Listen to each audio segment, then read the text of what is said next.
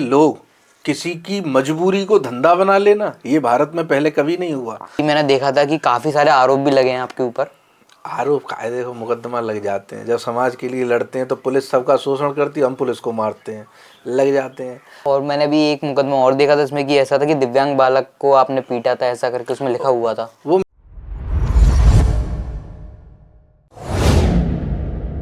तो दोस्तों, आज के पॉडकास्ट में हमारे साथ एक खास मेहमान है जिनका नाम है बाल योगी जी, और ये एक फाउंडर है गरीब सेना नाम के ट्रस्ट के। आगरा में काफ़ी लोग जानते होंगे उस चीज़ को। तो बाल योगी जी सर, कैसे हैं आप? मैं बहुत आभार व्यक्त करता हूं आपका कि द रियल गप के नाम से आप समाज तक वह बिंदु पहुंचा रहे हैं जो बेहद ज़रूरी है। जो आज मीडिया की जिम्मेवारी थी, उस जिम्मेवारी को आप निभा रहे हैं। मैं ऐसा ही शुभकामनाएं देता हूं कि ये द रियल गप आने वाले समय में समाज का बेहद अच्छा और बड़ा चिंतन होना चाहिए। Thank you sir. तो सर, आपने बेसिकली गरीब सेना जब स्टार्ट करा था, वो आपने क्या सोच के स्टार्ट करा था? किस विजन से स्टार्ट करा था आपने ये गरीब सेना नाम का ट्रस्ट? एक दिन की बात है, हम लोग बस से कहीं जा रहे थे तो देखा कि सड़क पे कुछ लोग सो रहे हैं।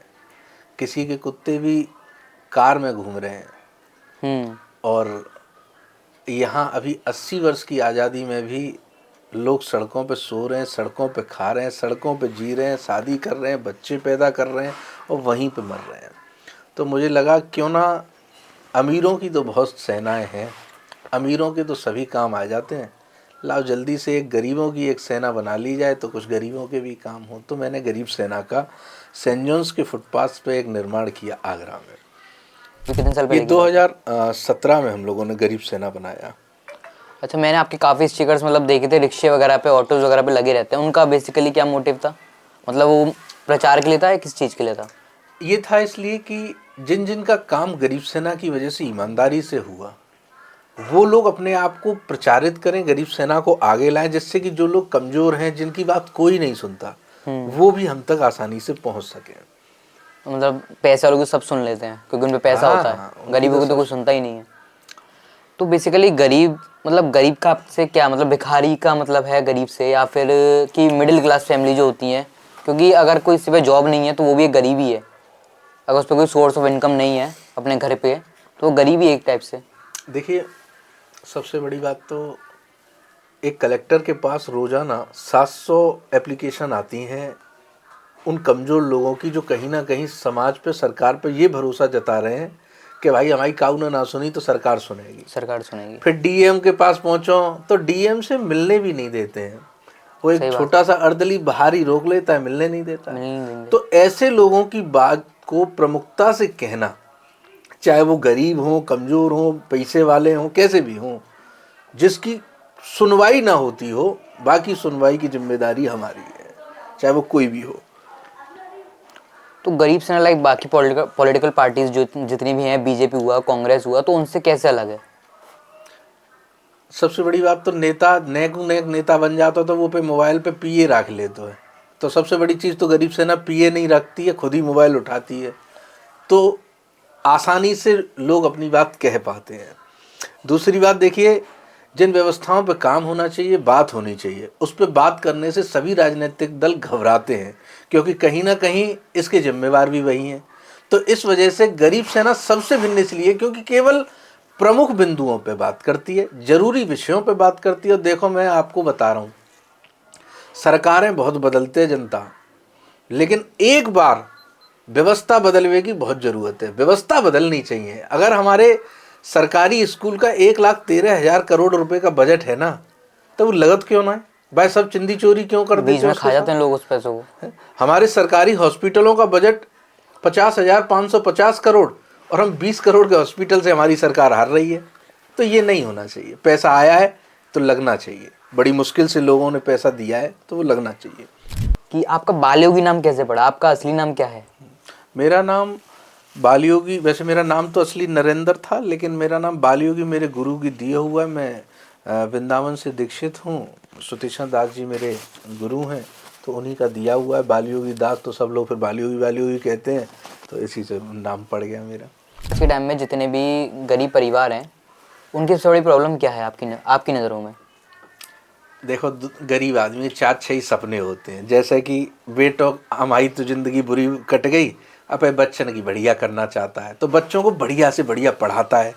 एक बच्चा 5 साल की उम्र से बढ़ते बढ़ते पढ़ते पढ़ते जब तक वो इंटर पास करता है तो 5-7 लाख रुपए खर्च हो जाते हैं। फिर वो तुरंत वो कोर्स वाले आ जाते हैं कि आप फिजिक्स वाला में आ जाओ, कि एलन में आ जाओ, कि मस्क में, वो आकर के भी आपके 10-5 लाख रुपए में आग लगा देते हैं। व्यक्ति फिर बीटेक करेगा, नीट करेगा, इसको करते करते वो 25 साल की उम्र पे आते आते वो घर वालों के 25 लाख रुपए खर्च कर चुका होता है। वो 25 लाख रुपए कहाँ से आते हैं? काहू के घर में तो बनना रहे, कर्जा पे ला रहे हो, कोई लोन उठा रहे हो, कोई कछु कर रहे हो। उसके बाद वो बेचारा नौकरी मांगे हुए के लायक हो तो हमारी सरकार कहती है अभी तो नहीं, अभी तो तुम घर बैठो, हम तुम्हें रोजगारी भत्ता दे देंगे। ये गलत है। हम चाहते हैं यदि आपने 33% पे पास रखा है तो उसे 80% पे पास रखो, पर जब वो बच्चा पास होकर के आ जाए तो अपने घर की मदद कर पाए, रोजगार प्राप्त कर पाए। ये नहीं होना चाहिए कि दिन भर घूमता ही रहे, मोबाइल चलाता रहे। उसके माँ बाप को बहुत कष्ट होता है। इसके लिए जिम्मेवारी है सरकार की, वो उन्हें पूरी करनी चाहिए। तो एजुकेशन की जैसे बात करें, एजुकेशन में फीसेस आजकल प्राइवेट स्कूल और कॉलेज में काफ़ी महंगी कर दी हैं। सरकार को इस पर विचार करना ही चाहिए भाई। नहीं करेंगे तो हर प्राइवेट आदमी हावी हो रहा है। हमारी सरकारी बसें चलती थी, हमने ठीक से उनका संचालन नहीं किया, शीशा अपने आप खुल जाता हवा को, तो बाकी बाद में आप प्राइवेट बस आ गई, उनके शीशे खुलते ही नहीं, एसी वाली बसें। तब तुम खुद मनन करो। तुम ट्रांसपोर्ट मिनिस्टर बना देने से अच्छा है कि उन व्यवस्थाओं को सुधारो, किसी मिस्त्री को बना दो उसका मंत्री, वो कम से कम बसों के बोल्ट तो टाइट कर देगा, शीशे नहीं खोलेंगे, चीजें सही रखेगा, वो बसों को सही तो रखेगा, कम से कम सही रखेगा। अब तो मंत्री बना देते, वो पुलिस लेके डोल लिया है, वो स्वागत कराता फिर रहा है। काम क्या है उसका काम है कि कोई भी बस गलत तरीके से ना चले। वो चल, पता नहीं लोग क्या करने चाहते हैं। स्कूल की फीस है, बुक्स इतनी महंगी हो गई हैं बच्चों के पढ़ने के लिए, जबकि वो सस्ती होनी चाहिए। एजुकेशन सिस्टम इंडिया का ये चल रहा है इस समय। मैंने कहा ना, इतने गंदे लोग किसी की मजबूरी को धंधा बना लेना, ये भारत में पहले कभी नहीं हुआ। आजकल बच्चों को पढ़ाना मजबूरी है। 2-2, 3-3, 4-4 लाख रुपए फीस वसूल कर रहे हैं।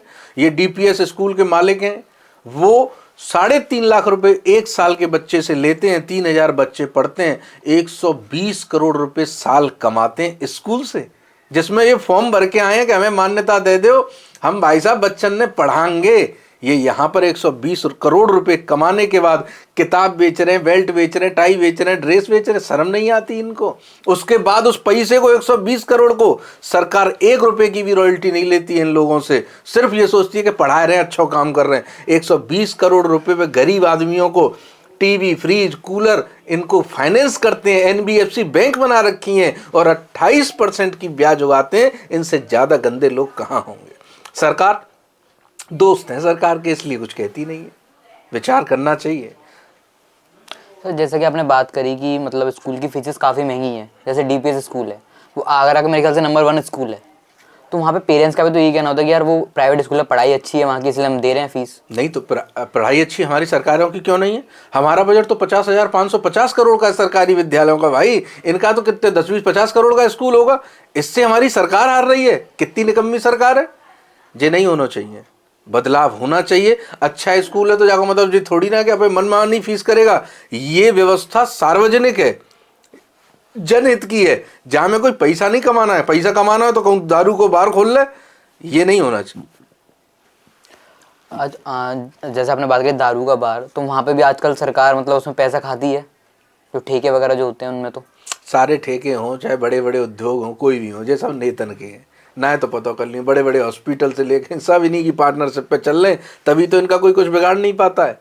कितनी बार बीच में ये हुए भी कि बंद करेंगे, मथुरा वृंदावन में चल रहे हैं इस समय कि बंद कर रहे हैं, बंद ही नहीं हो पा रहे हैं। और आजकल क्या है ना कि हॉस्पिटल्स वगैरह हैं, उनके मतलब कोई इलाज के लिए जा रहा है तो इतना पैसा खर्च हो जाता है कि मतलब मिडिल क्लास आदमी दे ही नहीं पाता इतना, तो जितना उनके इलाज में खर्च हो जाता है, खासकर प्राइवेट जो हॉस्पिटल है वहाँ पे।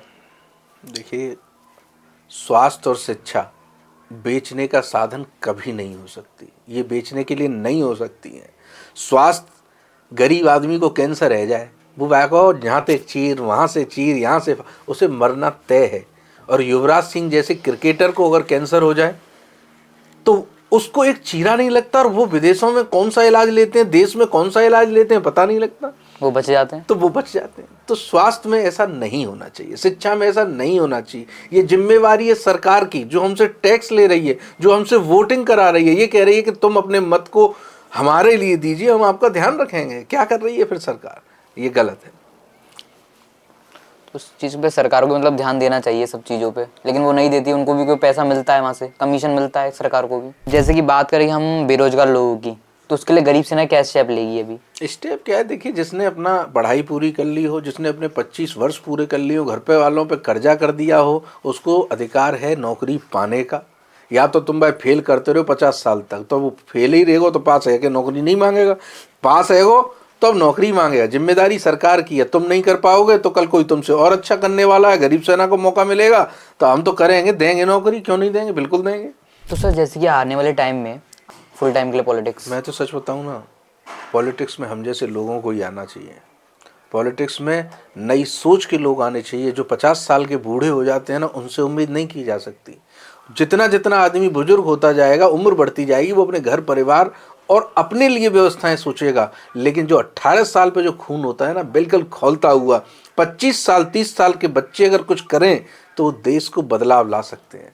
एक नियम बनाना चाहिए कि 50 साल के बाद सब बेकार। यही नई सोच हो, ऐसे लोगों को आना चाहिए। देश की जिम्मेवारियों को निभाना चाहिए, चाहे कैसी भी जिम्मेवारियां हों।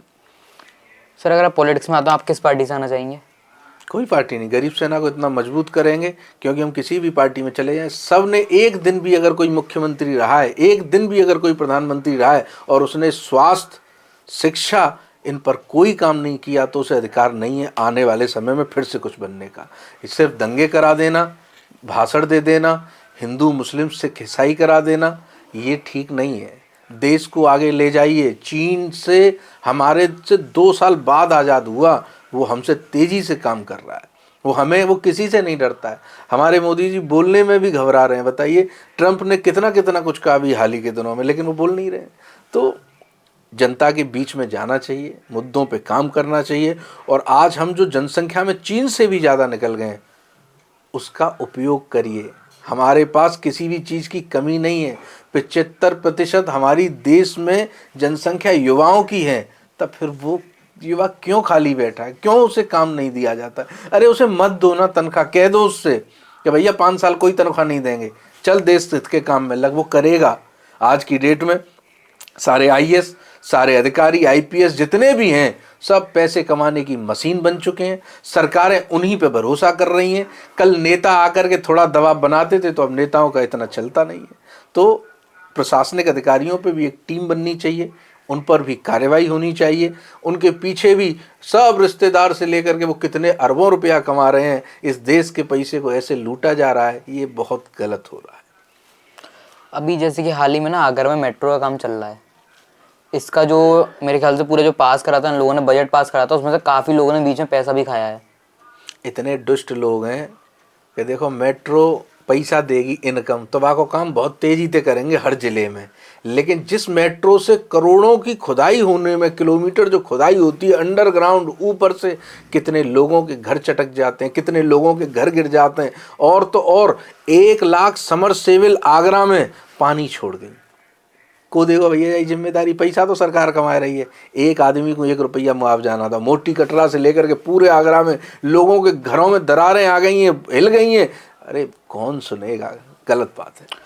और सरकार ने गंगा जल की लाइन भी तो वहाँ से निकाल दी, सीवर के पास से निकाल दी है। गंगा जल से याद आया, देखिए, पूरे शहर का सीवर साफ करने के लिए 1000 किलोमीटर की लाइनें पड़ी हैं। उसे साफ करने के लिए सरकार गलत नहीं है, बस इम्प्लीमेंट जो करा रहे हैं वो लोग गलत हैं।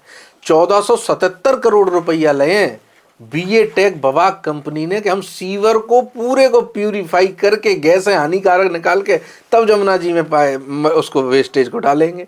लेकिन नहीं, सीधा सीधा सिल्ट जा रहा है, नालियों से लेकर के सारे नाले जा रहे हैं, सारा एसटीपी से जा रहा है, सब मलमूत्र जाके जमुना जी में मिल रहा है। कोई बोलने वाला नहीं। 1477 करोड़ कमा ले, 1 करोड़ में ही बादल फट जाएंगे, जहाँ तो 1477 करोड़ रुपया कमाए।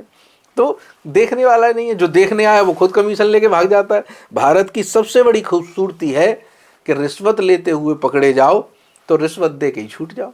तो जो भी अधिकारी आएगा वो तुमसे अपना हिस्सा और ले लेगा। तो इसलिए वो बात नहीं, खत्म हो जाती है फिर सारी कुछ चीजें। करिए सर, जो लोग इस पर राज कर रहे हैं उत्तर प्रदेश से लेकर के जहाँ जहाँ काम कर रहे हैं, कुछ होना चाहिए देश हित में। सर मेरे हिसाब से इस चीज़ पे तो अपनी जनता ही ध्यान दे सकती है। जब तक हम उस चीज़ पे ध्यान नहीं देंगे, मतलब और कोई क्या ही देगा। जनता हमारी जातियों में बटी हुई है, जनता हमारी ठाकुर है, ब्राह्मण है, जाटव है, कोई प्रजापति है। वो ये नहीं सोच रहे हैं कि जो तुम मानो जाटव हो, चाहे पंडित हो, चाहे ठाकुर हो, एक माँ, बाप, बीवी, बच्चे, कुत्ते, बिल्ली, चूहे, यही तो हैं सबके घरों में। इन्हीं के लिए तो पालने में सब लगे हैं, इन्हीं के काहे तो रोज काम पे जाते हैं और संजा को बेचारे इन्हीं की जरूरत ने पूरी कर रहे हैं। किसी भी समुदाय की, जाति की लड़ाई किसी से नहीं है, वो सिर्फ रोटी से लड़ रहा है, वो सिर्फ जरूरतों से लड़ रहा है। तो हम क्यों ऐसी बात करें? हम क्यों जाटव के, मुस्लिम के और ब्राह्मण के और सबके, सभी जातियों के बच्चों को रोजगार दें? क्यों ना दें? क्यों कुछ ना करें? सरकार भी आजकल धर्म के नाम पे ही खेलती है। हाँ बिल्कुल, इस समय की जो सरकार है वो तो धर्म के नाम पे ही चल रही है पूरी, मेरे ख्याल से। ठीक कह रहे हैं। तो जैसे कि अभी मैंने देखा था कि काफी सारे आरोप भी लगे हैं आपके ऊपर। आरोप कायदे को मुकदमा लग जाते हैं। जब समाज के लिए लड़ते हैं तो पुलिस सबका शोषण करती है, हम पुलिस को मारते हैं, लग जाते हैं। हम, आप कुछ भी कर लो, देखो मुकदमे तो लगेंगे। जो जनता का सेवक बनेगा उसमें मुकदमे हों, और इतने मुकदमे हों, जिस मुकदमे तो आभूषण की तरह होने चाहिए। भाई देखे हो वाह, काऊ के गले में जंजीर है, तो कोई मुकदमा की तारीख करता फिर रहा, क्यों? अरे भाई साहब, ये तो हमारा शोभा आभूषण है हमारे, हम तो लगेंगे मुकदमे, हम मारेंगे जो गलत करेगा उसको, हम छोड़ेंगे। मन तो ऐसा करता है कि न ताकत और होती शरीर में डंडा लेके न करते इनमें खोपड़ी फोड़ देते हैं इनकी। तो मुकदमा एक समय तो ऐसा था 30-32 हो गए थे, अब तो बहुत कम हो गए हैं। हाथ पाम जोड़ के नहीं है, न कर गए, बहुत सारे खत्म है गए। पर हम पीछे नहीं हटते हैं, हम जिसके लिए लड़ते हैं ईमानदारी से। अभी फिलहाल में एक मुकदमा मैंने देखा था कि डकैती का कुछ था। डकैती तो हमने टोरेंट की डाली है। टोरेंट वालों ने हम पे 7 मुकदमे कर रखे हैं कि हमने उनकी 4 करोड़ रुपए की डकैती डाली है, हमने उनके तार काट लिए, हमने उनके फावड़े तसले ले गए। ऐसे मुकदमे चोर पुलिस के साथ मिलके वो लिखा देते हैं हमारे ऊपर। और तो हम किसी के तार की तो चल गए, हम कहा कि चम्मच आज तक नहीं उठाई। हमने तो टोरेंट पावर से लड़े थे, गलत तरीके से लोगों का शोषण कर रही है तो उससे लड़ रहे थे। PIL दाखिल कर रखी हाई कोर्ट में। तो अब खिसियानी बिल्ली है, पहले पैसे दे रही थी हमको 87 लाख रुपए, जब हमने नहीं लिए तो फिर उन्होंने मुकदमे लिखवाए, हमें परेशान किया। हम परेशान नहीं होते हैं, सुन लो जितने भी सुनने। हमने भी फिर उनकी ऐसी तैसी ऐसी करी कि हमने भी फिर उनके खिलाफ मुकदमे लिखाए। हमने भी टोरेंट पावर पर 2 मुकदमे लिखा दिए, उन्होंने हम पे 7 लिखाए हैं, और ऊपर वाला चाहेगा तो 5-7 और लिखा दूंगा उनके खिलाफ, वो भी डोलते रहेंगे। और मैंने भी एक मुकदमा और देखा था इसमें कि ऐसा था कि दिव्यांग बालक को आपने पीटा था, ऐसा करके उसमें लिखा हुआ था। वो मेरे मंदिर को, मैं जहाँ रहता था, जिस संप्रदाय से था, उस मंदिर पर कब्जा किया गया। तो अच्छा। जब कब्जा किया गया तो एक दिन में मुझ पर 3 मुकदमे लगाए गए। तो उन्होंने ये लगाया आरोप कि मैं सो रहा था, कोई बच्चा खेल रहा था, तो मैंने उसके साथ मारपीट करी। अरे हमने 70,000 लोगों को रोजगार दिया है, हमने उनके बच्चों को भोजन में व्यवस्था में मदद करी है, हम क्या बच्चों को पीटेंगे? लेकिन राजनीति का शिकार हुए थे उस समय हम 2023 में। हमारा मंदिर छीन लिया, हमारे कपड़े लत्ते जितना सामान सट्टा था सब उन्होंने छीन लिया, आग लगा दी, 2 कमरे तोड़ दिए मंदिर के, 2 में आग लगा दी और हमें जेल भेज दिया। हम 7 दिन बाद छूटे तो उन्होंने कब्जा कर लिया। हम लड़ने नहीं गए, हमने वहाँ से काम शुरू कर दिया अपना। हम तो लोगों की मदद करने आए हैं। हम भी अगर इसी काम में पड़ गए कि एक कमरा होना चाहिए, अच्छा सा AC होना चाहिए, तब फिर हम कौन सा विशेष काम कर रहे हैं? इस काम के लिए तो दुनिया बैठी हुई है। हम तो सड़क पर रह के भी काम करेंगे कमज़ोर लोगों के लिए। हम तो ऐसी नेक मौको मिले, तुम देखियो पूरे उत्तर प्रदेश में हमसे मजबूत आदमी कोई नहीं होगा जो गरीबों की बात को पैरवी मजबूती तरीके से रखेगा। सर जैसे कि आजकल जनप्रतिनिधि के बच्चे हैं वो काफ़ी हावी हो रहे हैं। वो तो ऐसे हावी है गए हैं कि मेहनत तो करी है बापन ने, बिन पता है कि कितने दिक्कत होते हैं। पर अब जैसे जनता मिली हुई गई, नेता थे, वो मंत्री है, तो अपे बाप थे, बाप ना कह रहे बिन के बच्चे जो करें, मानिए जी वही इतना है, काम पे बैठे हैं। अरे बाप से बाप कहो कि हाँ पापा आए रहे मिलने हैं, तुमने क्या संघर्ष देखा है जो तुम आगे, बाप ने तो मेहनत करी, तुम उसके दम पे रोटी खाओगे। आज सारे जनप्रतिनिधि जिन पे खाने को रोटी नहीं थी, हमारे भारत की ट्रिलियन व्यवस्था होने जा रही है ऐसा कहते हैं, पर मैंने तो सिवाय सांसद और विधायकों और मेयरों के अलावा किसी की ट्रिलियन व्यवस्था होती हुई देखी नहीं। रोडों पे चल रहे थे मोटरसाइकिल से, लेकिन आज BMW से लेके वॉल्वो 90 में चल रहे हैं। तो ऐसे जनप्रतिनिधि इनकी जरूर हुई है भैया। तो ऐसा नहीं होना चाहिए। जितने भी जनप्रतिनिधि हैं वो अपने बच्चों पे थोड़ी सी रोकथाम करें, जे ऐसे उग्र सांड हो रहे हैं जो किसी को नहीं छोड़ रहे हैं, तुम्हारी नेतागिरी वो खत्म करा देंगे अगली बार। फिर क्या होता है ना, जो उनके बच्चे होते हैं उन पे मुकदमे होते ही नहीं है।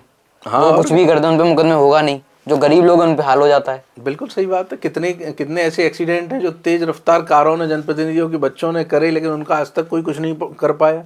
कितने अधिकारियों के साथ मारपीट हो जाती है, कितने जनता के साथ मारपीट करते हैं, उनका कुछ नहीं होता है। पर इन पे एक ऐसी कोई व्यवस्था बननी चाहिए, कार्रवाई होनी चाहिए। वो ये वो बड़े घर के बच्चे हैं इसलिए उनसे कोई कुछ कहता नहीं है। हाँ, काय के बड़े, जिस दिन कानून का कोई सच्चा राहगीर आ जाएगा, सिपाही आ जाएगा, 2 मिनट में नाप देगा इनसे। सर मेरे हिसाब से तो आएगा नहीं ऐसा कोई अभी तक। कानून में तो नहीं आ पाएगा, कोई नेता ही होगा जो ऐसा करेगा बस। आएगा समय, समय सबका हिसाब करता है। और सर बेसिकली जैसे कि गरीब सेना अपना जो है ट्रस्ट है, इसमें फंडिंग कहाँ से आती है? इसमें फंडिंग भाई बहुत कमजोर लोग दे देते हैं। जिस दिन मेरे को पैसा की जरूरत होती है उस दिन मैं मोबाइल पे आके नहीं है बोल देता हूँ, भाई लल्लू ने कहा पैसा दो, जरूरत पड़ रही है चोटों से लड़ने की। 10-20 हज़ार रुपये आ जाते हैं, उससे ही धुआं मच जाता है। ऐसे ज़्यादा हमें कोई विशेष ज़रूरत नहीं है भाई, हमारी ऐसी ज़रूरत ही नहीं है जो हमको परेशान करें। कुछ और अच्छे लोग हैं जो थोड़ी थोड़ी मदद कर देते हैं। आने वाले टाइम का गरीब सेना का एक ही फोकस है। आज पहली बार आपके मंच पे कह रहा हूँ, अभी मैं सोच रहा था अभी ना कहूँ, लेकिन चलो मैं कह देता हूँ कि देश है, मोदी की जरूरत थी तो पब्लिक ने मोदी दे दिया। प्रदेश को योगी की जरूरत थी तो भैया योगी जी आ गए। आगरा को 1 साल के लिए बाली योगी की जरूरत है, मुझे एक बार दे दो 365 दिन के लिए। मैं आपको वादा करता हूँ आपकी आधे से ज़्यादा समस्याएं तो 1 साल में ख़त्म हो जाएंगी। अपने वादों पे खरा ना उतरूँ ना तो बेशक तुम हटा देना मेरे को। मेरे 100 पार्षद आ जाएं बाजार में और 1 मेयर, तुम जो समझो, तुम्हें गली मोहल्ले से समस्या से लेके हॉस्पिटल से लेके शिक्षा से लेकर के कोई भी तुम्हारा दोहन नहीं कर पाएगा। ये मेरी जिम्मेदारी है, जब मैं कह रहा हूँ तो मैं अपनी बातों पे अड़ग रहूँ, अन्यथा तुम 1 साल में मुझे हटा देना। मेरे लोगों को आगे बढ़ाना, बाली खुद बनने नहीं आया है, ऐसे अच्छे लोगों को देने आया है जो कम उम्र में समाज की सेवा करना चाहते हैं।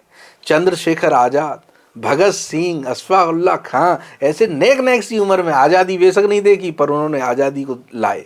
ऐसे क्रांति एक तरीके से नहीं होती है। मैं आपसे बारंबार यही विनती करता हूं कि जो भी इसको देख रहा हो भाई, एक मौका बाली योगी को, तुम्हारा शहर साफ सुथरा करने का, शानदार करने का, और किसी का दोहन नहीं होगा, मैं आपको वादा करता हूँ। नहीं, तुम खुद विचार करो, जहाँ इतने 70-80 साल से इन लोग लुटेरों पे तो लुट ही रहे हो, नए लोग आएंगे, उनको पैसा नहीं कमाना है, उनको तो देश बदलना है। हम लोगों का कोई पता नहीं किस चौराहे पे मौत इंतजार कर रही है, लौट के नहीं आएंगे, लेकिन जब तक हैं तो हमारा फ़ायदा उठा लीजिए, जब तक हैं तो हमारे विजन का कुछ उपयोग कर लीजिए। हम देश को देना चाहते हैं, हमें कोई लालच नहीं, हम लेना चाहते ही नहीं। जो यहाँ से जाएगा ही नहीं उसे ऊपर ले जाके हम क्या करेंगे? हमारा शरीर जाएगा तो शरीर हमारा है, हम अपने पास रखेंगे, लेकिन हम समाज को देने आए हैं, हम निश्चित तौर पर देकर ही जाएंगे। तो आपको कैसा लगा हमारे पॉडकास्ट पे आके सर आज? नहीं, अच्छा है। देखिए, नई सोच के युवा कुछ तो सोच के ही निकले हैं। आप द रियल गप के नाम से जो काम कर रहे हैं, निश्चित तौर पर आप अपने देश को कुछ देना चाहते हैं।